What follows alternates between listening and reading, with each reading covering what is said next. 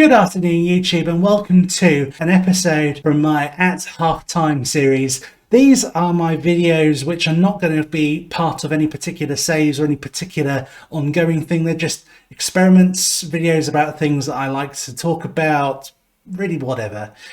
And I'm joining you today inspired by all of those many videos you can find on YouTube about Rangers and Celtic joining the Premier League and how they would do, by asking what would happen if it went the other way.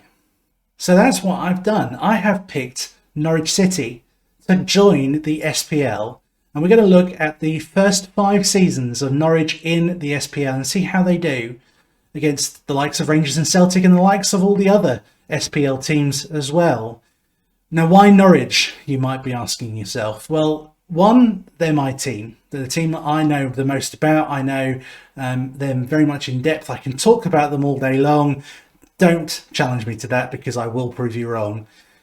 But they're a team that I think also have the necessary capabilities to be picked up, plucked out of the Championship and moved to another league and still do quite well. They have some very good players, players like Emi Buendia, players like Max Aarons, players like Teemu Pukki. They have a good manager leading them in Daniel Farke, and they have good infrastructure as well to succeed. So by placing them in the SPL, I'm hoping that they won't just sink to the bottom and be stuck in a mid-table fight. They might actually ruffle a few feathers and may dislodge Rangers, may even dislodge Celtic. They may secure themselves a bit of a footballing dynasty up in Scotland. Who knows? This is what we're here to find out. So you can see above, around me, I have put Norwich into the SPL. The team that misses out are the team who are in real life bottom of the SPL at present time, and that is Ross County. So my apologies to them. They are not going to be part of this experiment. They have missed out, if you like. And you see, I haven't done absolutely anything else with them. They still have the same finances, the same reputation. They still have all the same players, including the loanees. Everybody who was there is still there, and it will be of interest, I suppose, to see exactly how well they do. So we're going to go on holiday. We're going to jump to the 31st of May 2021. We're going to see how things go at the end of season 1. So we have arrived at our destination. It is the 31st of May 2021 in our game, and I've not yet looked to see how Norwich have done. So I want to start by talking about expectations. Do I think Norwich will be able to win the SPL? Probably not. I do think that there is a squad there that's comparable to the Rangers team. I don't think there is quite enough there to overthrow Celtic. I think, as I say, 2 very good sides, Rangers and Celtic, 2 teams with better reputations than Norwich, I would imagine, given their histories. So I would have thought they will attract the better players in terms of transfers. It is just about whether or not Norwich can keep hold of their star players for this season and seasons ahead, really. Oh, look at that. Title holders Norwich. So let's have a look at the league table. Was it easy? It's a 9-point gap at the top of the SPL. They drew just once, lost 7 times. So they actually lost more often than both Celtic and Rangers. But because they won 30 games, they finished the league with 91 points. And you see there in terms of goals, Teemu Pukki is 3rd top scorer with 16 goals. But average ratings, Emi Buendia 7.37 and Todd Cantwell 7.36. Assists, Todd Cantwell got 10 assists there, and you surprised me because I would have thought that Emi Buendia would have been up there. In fact, he's nowhere near the top. Emi Buendia, in terms of his assists, is only the 4th best in the Norwich team, behind Kieran Dowell in 2nd and Teemu Pukki. Surprises there. Todd Cantwell is a good player, but I wouldn't have expected him to get as many assists, or get more assists, should I say, than Emi Buendia. And goal scorers as well. Teemu Pukki's done well with 16. Emi Buendia scored 12, so there you go. He's perhaps been a player that has perhaps played more as a inside forward than a chance-creating winger. But yeah, a really good start for Norwich in the SPL. Surprising, really. And of course, this means now Norwich will go into the Champions League next year, albeit through qualification. we'll get to see just how well a Scottish-based Norwich City can do in comparison to perhaps a team in the English Premier League. So let's have a look at the transfers. Who, if anything, did they buy? So we've got all the same transfers as before down to there. So they also purchased Frank Taberneau, a free transfer, 32-year-old left back. Not a surprise, they did need a left back in the game. Then Scott Wright, Aberdeen, a part exchange according to this. So I wonder who he was part exchanged with. Be interesting to see. Dennis Hurrett, they paid quite a lot of money for him, 1.2 million. He is a right back, a centre back as well, coming in from the Romanian leagues. He's currently on loan as well, so he's somebody that I think they've brought in for the future. And then Lewis Gordon coming in from Brentford. So not a huge amount of money spent, it has to be said. They've just sort of put a band-aid, if you like, over the left-back position with Frank Taberneau, and then brought in three younger players for the future more than anything else. And on the outgoings, yeah, I would have thought from there down. So a lot of loanees out, by the look of it. Tyrese Omateye, Livingston. Now there's the part exchanges. Tomkinson and Rob Nizet are the two players that were thrown in for Scott Wright. So Scott Wright must be someone they're fairly keen on, because Tomkinson and Nizet are both quite good players themselves. And then you've got other outgoings. Alex Tetty's gone to Sturm Graz for a small amount of money. Moritz Leitner also out to Hamburg for a fairly decent wage of money. And then other players out on loan as well. So yeah, not much by way of transfers either in or out for the first season. And it'll be interesting to see how things go going into season 2. Can Norwich keep hold of the SPL title? Can they make a dent in European competition? Shall we find out? So we have jumped ahead to the 31st of May 2022. It is the end of season 2. Are Norwich going to still be the dominant force in the Scottish Premier League? Well, we can see, yes, they are. They are the title holders still, making it 2 in a row for them. In terms of a league table, it was much closer this time, 80 points. So they scored, well, 13 points less than previous. But with Celtic in second on 78, so 2 points difference, and Rangers in third on 77. Those three clubs being head and shoulders above all else. And you look at the goals, Emi Buendia is on to 14 goals this season. Todd Cantwell, 7.38. He has the highest average rating. Player of the match, Todd Cantwell with 8. So Todd Cantwell really being the key player for Norwich, with Emi Buendia being the top goal scorer. Makes me wonder whether that lack of goals up front has cost Norwich, because you see Rangers there have got 2 players up front who have scored between them nearly 30 goals. The one thing I did want to look at, actually, which I didn't look at last time, what about the Scottish Cup competitions? There's 2 cup competitions in Scotland, isn't there? So let's find that to start off with. The League Cup. So the Scottish League Cup in 2021, the final was Kilmarnock against Hibernian, with Hibernian winning. So I wonder where Norwich went out. I mean, it looks like they went out quite early on. Did they play? No, doesn't look like they even played. But neither did Celtic. So maybe I'm missing something here. I'll hold us Celtic. Did the teams in the Champions League not play? But we weren't in the Champions League last time. And the Scottish League Cup we weren't even entered into.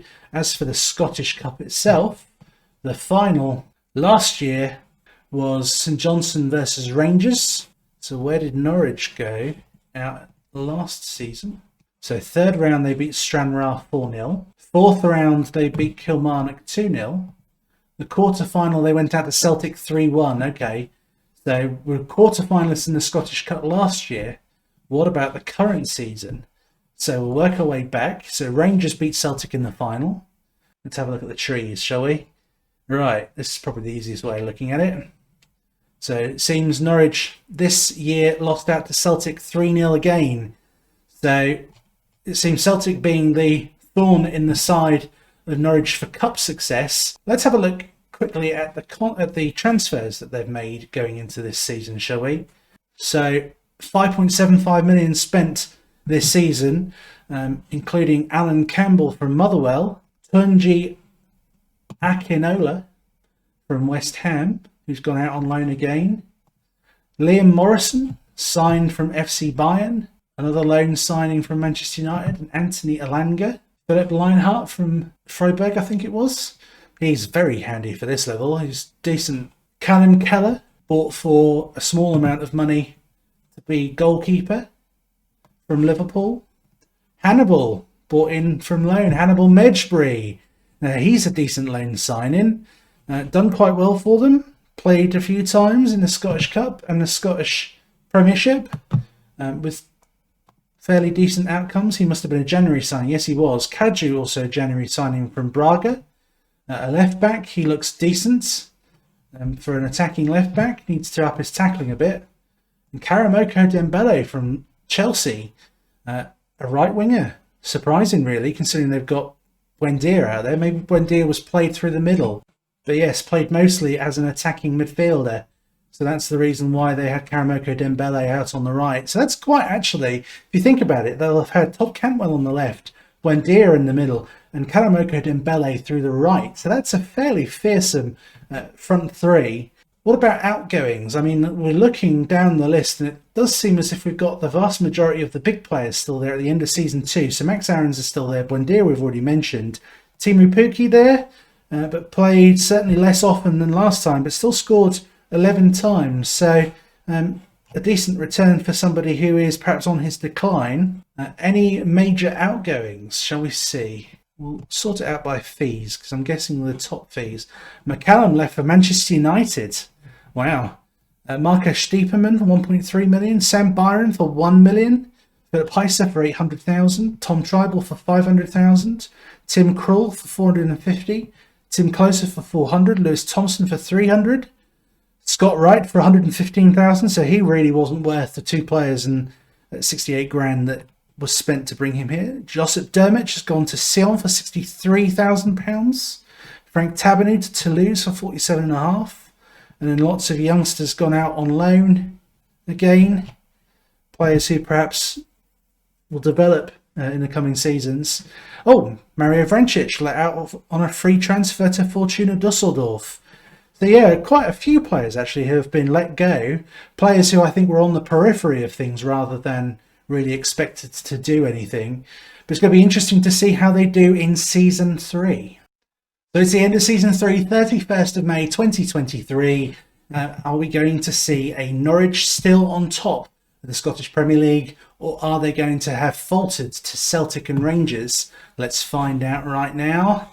Celtic are the title holders this year, but you see a sea of yellow and green players in the top player stats. Emi Buendia, top goal scorer, is 17, and Adam Eder with 14 goals. Emi Buendia with a top average rating of 7.4, and Buendia with 11 assists as well. So 17 goals and 11 assists for Emi Buendia this season. And I see here a clean sheet for a M. Verips. So that's going to be a new player for Norwich. And you can see here Celtic reclaiming their titles after 2 lost to Norwich. So let's have a look and see just what's happened here. We've still got Daniel Farker in charge. He is still the boss at the end of season 3.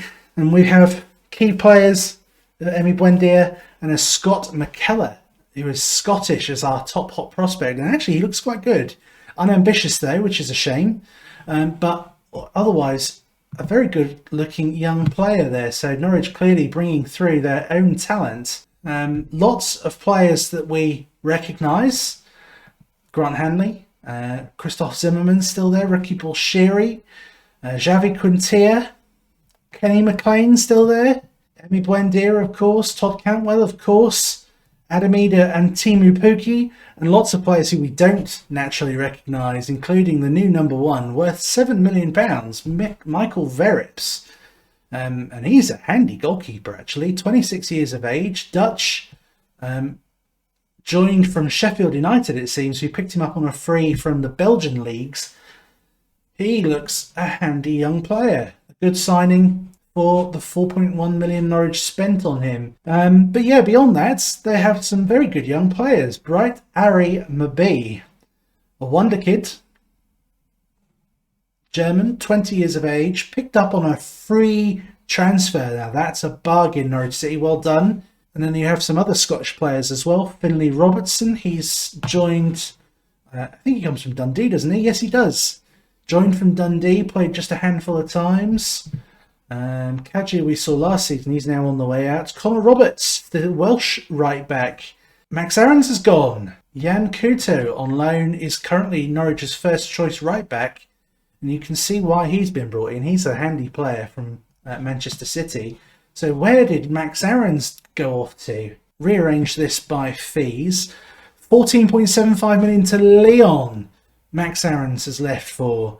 That's an absolute steal for Lyon. He's now worth nearly twice as much. But you see, he's not the only person to leave for a fairly large sum of money. Emre Moore, he's also gone out to Metz for nearly £5 million. And then you have an El Hernandez who's gone for nearly 2 million. Akim Fameo who's gone to Sevilla, of all teams. Premislav Pacheta to Newcastle for 875,000. Dennis Harrod, he's gone as quickly as he arrived. And lots of other players have left as well, including Lucas Rupp on a free. So Norwich there have done some interesting transfer business. Let Max Aarons go for a relatively modest fee, but have used that money to sign that young player free from Borussia Dortmund. That's an absolute steal. 14.5 million quid for him. Nahel Bustos from Manchester City. He's obviously going to be the number 9. So, you know, we are seeing an evolution of Norwich here. They are selling their better players if they have to, and are looking to replace them with youngsters and with established talents from the English leagues and beyond who can obviously help them out. I mean, here's another player that they've signed who is clearly better than the amount that they've paid for. He's worth 7.5 million now. He is purchased just for 2.4. So Norwich showing a real ability in the transfer market despite being in the SPL. Let's see just how the league table looks, shall we? Yeah, 88 points Celtic won the league, with 83 being Norwich's total and 80 Rangers.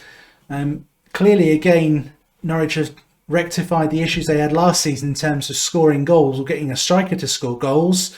But it seems Celtic, I'm just looking through their lists, obviously they've lost their better players in terms of Oddison Edouard and players like that. But there's an interesting one.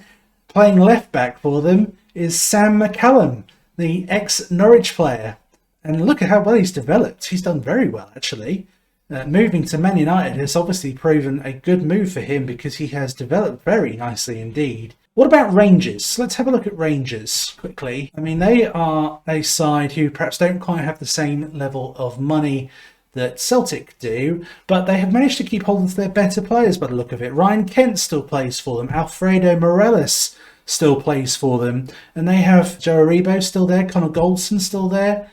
Ryan Jack still there. They've brought Timothy Weir in, who's now worth £11 million. Daniel Azani, the ex-Manchester City player. He's a very good player at this level, plays all across that front three. He's worth £11 million. Left backs, they've still got Borna Barisic. So yeah, they've done very well to keep hold of their better players, despite the fact that they have been the third team, if you like, since Norwich joined the Scottish divisions. So let's have a quick gander at how Norwich have done in the cup competitions. See if they've managed to do anything in the Champions League yet. So Champions Path playoff first leg, they drew against Dinamo first, then won 2-1. So they got into the Champions League Group C. Let's have a look at their group, shall we? Oh, ouch! FC Bayern, Real Madrid and Benfica in their group. That's a real group of death for Norwich, and they have done very well actually to score a victory. Who did they beat? They beat Benfica. Beat Benfica and drew against Real Madrid and Benfica. So actually they haven't disgraced themselves, but certainly they were never going to be anywhere close to qualifying out of that group. That's a horrible group to go into, and as a result of which they fell out immediately of the European competitions. And looking forwards, it looks as if they got to the quarter-final, beat Celtic after extra time in the quarter-final of the Scottish League Cup. They got 2-1 in the semi-cup, in the semi-final. They made it through in the 4th round, but lost in the Scottish League Cup final to Rangers. Oh, that's a shame. So the Scottish League Cup has eluded their grasp, but got through to the final. But here, look at the Scottish Cup. They got through to the 5th round, beating Partick Thistle 3-0. They beat Hibernian in 2-1 in the quarterfinals, and then won in the, I've just looked down, St Mirren they beat in the semi-finals, and finally met Dundee, who they beat after extra time 2-1 in the Scottish Cup final. So actually, whilst they may have lost the league, they came away with a piece of silverware, the Scottish Cup. Can they perhaps get back on top at the end of season 4? Let's find out. So we've jumped ahead to the end of season 4. Norwich are now the 2nd highest in terms of the major clubs in Scotland. So that's interesting. Just behind Celtic now. And we're going to look to the Scottish Premier League.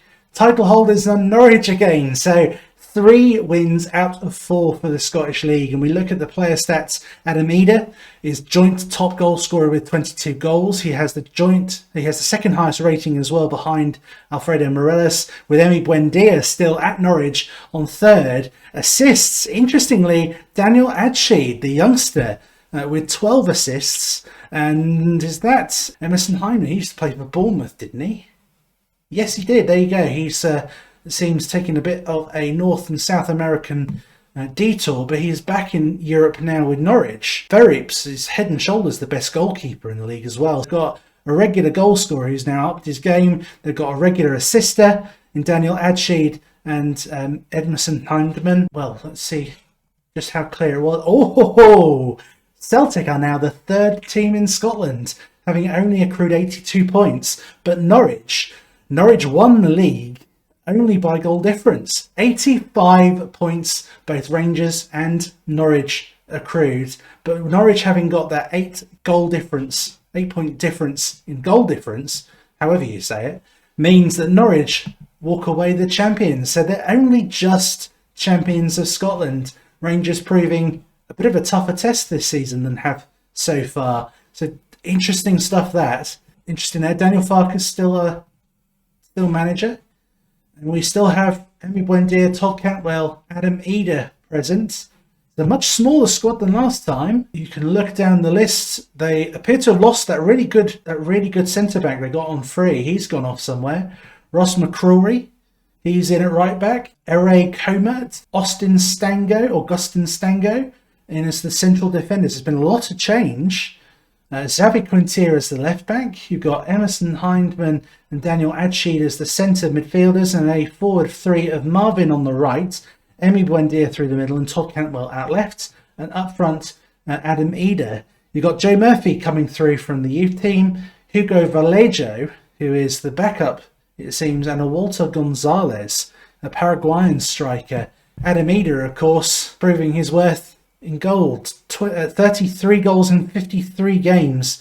The guy scoring 5 times in 8 Europa League appearances, with 1 goal even coming in the Champions League as well. So it seems as if Norwich haven't yet got through to the final stages of the Champions League. So yes, a look at this shows loss to Dynamo Kiev in the Champions League path, and they are placed in the Europa League with Arsenal, Dynamo Kiev again, and Besiktas.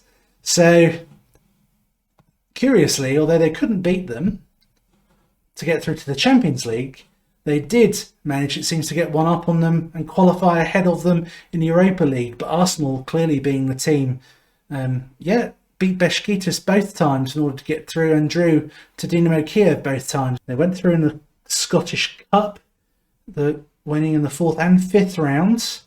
It looks like they went out to Hertha Berlin in the Europa League. So that's a shame, but a look down shows they retained the Scottish Cup. 3-0 against Aberdeen, having gone through St Johnstone, gone through Dunfermline. It must have meant that they avoided Rangers and Celtic altogether all year. So the English upstarts joining in Scotland have finished every season with either a league win or a cup win, or the double, as is the case here. What happened to Timu Pukki? Let's have a look at the transfers. I mean, In total, they spent 41.5 million, so they must have sold a few players. 53 million pounds worth of players. Ah, there you see. The top there, 25 million pounds Borussia Dortmund spent to bring back the player they let go on a free. He left Borussia Dortmund. In fact, he left FC Bayern. He was playing for Borussia Dortmund on loan. He left Bayern on a free to join Norwich, played a number of times for Norwich, and then joined Borussia Dortmund for 25 million pounds. That's a very, very nice fee there. And Norwich have used that money quite well. They've invested it seems, in young players like this guy, Felix Schubert, 18 years of age, very, very good looking player. Wouldn't be surprised if he is already in the first team. He is. George Lyons from Ross County, 18 years of age, promising winger. He's on loan at St Mirren at present. Leonardo De Goy, 29 years of age, a right back, so obviously somebody brought in to replace the gap left by Max Aarons and then subsequently the other players. Marvin, right winger, from Real Madrid. He probably came to him on 1.1 million. Ross McCrory, the utility player who plays all sorts of different positions, playing at right back, I think, last time we looked. And then Emerson Hindman, a very good player in Football Manager, has been for some years. Yeah, Walter Gonzalez, we've looked at already, quite a talented looking striker. He cost 5.5 million, now worth over 12. João Cunha, a regen, Portuguese, again another promising looking player. Daniel Simão, 22 years of age, great looking haircut. Cameroonian, cost Norwich just 875,000, now worth 4.3 million. He has pace to burn, a really good looking centre half that for this level. Wouldn't be surprised if we see him move on at some point. Dominik Yankov. Eric Homer from Basel. He's a player who I've kept an eye on for the Norwich save that we've currently got ongoing. They bought him for 8.25 million, so that's not a small amount of money, and 10 million spent on this guy.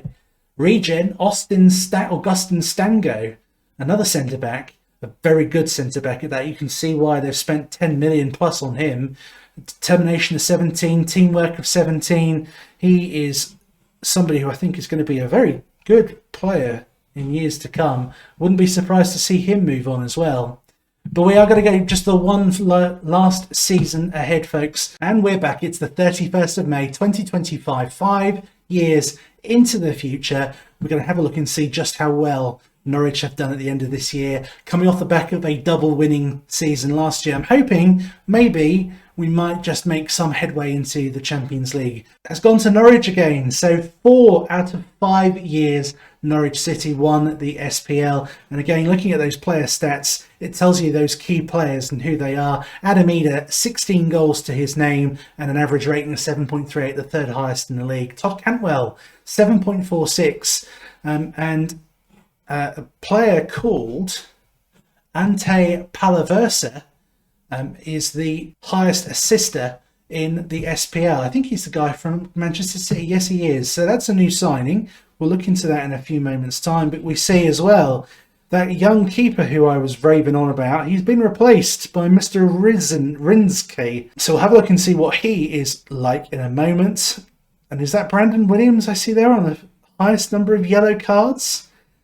Well, looks like Norwich have been through a number of changes. Let's have a look at the league. 87 points. There's daylight between first and second this year. 87 points clear with a goal difference of 51. Norwich clearly the best team in the league this year. So you have Celtic and Rangers as second and third again. So Celtic claiming back the second position and Rangers claiming back position 3. So let's have a look, shall we, at the squad. So we still see some familiar names there. Christoph Zimmermann is still there. He's 32 years of age now, worth 6 million quid. We look down the list. Quintier, still there, worth 11.25 million himself. Daniel Adsheed, worth 14.5 million. Todd Cantwell, worth 17 million. Adam Eder, 16.75 million. But no Emi Buendia. We didn't find out where Timu Pukki went either. Let's do that this time. So significantly fewer transfers this year than last year. But we see young lad here from Belgium, I think it was. Anderlecht, yeah. Matteo Giovaccini, the goalkeeper, French, again one for the future. Got Omar Barres. He's an attacking midfielder who I know develops very well in Football Manager, as I've seen how well he's done between the first and second years on my saves. He is a very, very good signing. 21 years of age, worth 15.5 million, purchased from Fenerbahce for 14.75. He started this season like a house on fire. 9 goals, 7 assists. He is, without doubt, the Emi Buendia replacement. And it looks as if we've also raided the Ukrainian leagues for this lad, Dmytro Rzink. I don't know if that's pronounced correctly, but a goalkeeper. Maybe it means that Norwich lost the really good keeper that they had, because I don't think he's quite as good as the previous guy. It'd be interesting to see. Let's have a look. One last incoming, RB Salzburg in Austria, Enoch Mwepu, a right midfielder. Not somebody I would have signed. Doesn't really have anything much going for him. He's not bad, but not great, I would say.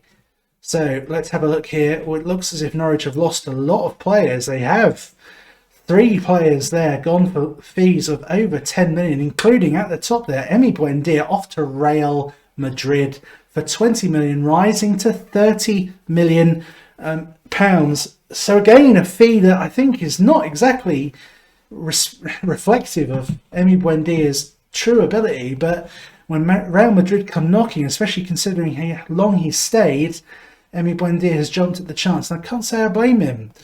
Michael Verrips, that great goalkeeper, he's gone to Fulham for 12.5 million, 12 million, rising to 15. Again, I would have held out for more. Leonardo Godoy, he's the right back who I was quite impressed by. He's moved on to China for 10.75 million. Then you have players like Guga, he's moved on for 4.1 million. Wilson Manafa, Corley, George Leon's gone to Tottenham. So yeah, that young lad who I thought was quite a good player, they purchased him for peanuts, didn't they? And he's moved on for 1.8 million. The other player I wanted to see what happened to, Teemu Pukki. What happened to him? Where is he? Teemu Pukki, he left for Genoa for nearly £2 million, which for a player who was in his late 30s, not a bad result. He's moving back to Brøndby. That's interesting. He obviously came from Brøndby. So now age 30, 30 something? Now age 35, Teemu Pukki appears to be on his way back to Brøndby. This lad here, Scott McKellar. So he was the young lad that Norwich brought through from their academy, wasn't he? No, in fact, they purchased him from Ross County. Got him on a free, sold him for 3.7 million. What's interesting here is that Norwich are a team who, even in the SPL, are picking up very good young players, are developing them and turning them over for fairly decent fees. So in terms of the league, well, you saw that they won the Scottish Premier League with the 87 points. What about the cup competitions? Well, let's have a look at the schedule, shall we? So we can see they got through the Scottish second round. They got through the quarterfinals. They made the Champions League group stages too. Who were in their group? Inter, Porto, Norwich and Atletico Madrid. Jesus, the 2 times Norwich have been in the Champions League group stages, they have got really nasty groups. And actually, they didn't do too badly. They only missed out, in fact, it's 1 point for FC Porto and 3 points for Inter Milan. So they beat Atletico twice, drew against Inter and Porto, both at home, and lost, I suppose, to Inter and Porto away. If they'd have just managed to turn one of those draws into a victory, they'd have actually gone through. Well, didn't quite, so they must have gone into the Europa League, but we can see they got through to the semi-finals against Rangers in the Scottish League Cup, so that's a cup that's eluded them throughout the 5 years. Got through the Scottish Cup 5th round. The Europa League, they lost out, it seems, to Krasnodar, which is a shame. They would have hoped to have beaten them, and lost out in the quarterfinals to Aberdeen, meaning that this is our final season. The 5th season is just a league win for Norwich, which isn't really bad. I mean, at the end of the day, 4 out of 5 seasons that Norwich were in the Scottish Premier League, they won. So thank you for joining me for this little experiment, and I hope you've enjoyed it as much as I have. I really do enjoy things like this, plucking a team out of one league and placing them in another and just seeing how well they do, whether they continue to develop as they do in their current league or whether their new league takes them to levels beyond what they were expecting. I think in this case, Norwich have shown that they are a team that are adaptable, that they are capable of being moved into other leagues, which makes me wonder whether perhaps we should do another of these videos where we put Norwich into a different league somewhere else.